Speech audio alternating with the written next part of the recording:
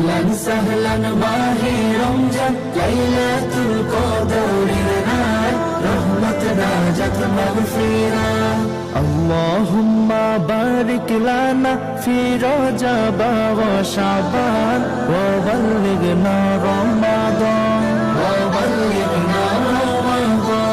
রমজানের প্রথম দশকে আল্লাহর রহমত নাজিল হয়, দ্বিতীয় দশে মহান আল্লাহ মাগফিরাতে মগ্ন হয়, গুনাহ মাফে মগ্ন হয়। রমজানের প্রথম দশকে আল্লাহর রহমত নাজিল হয়, দ্বিতীয় দশে মহান আল্লাহ মাগফিরাতে মগ্ন হয়, গুনাহ মাফে মগ্ন হয়।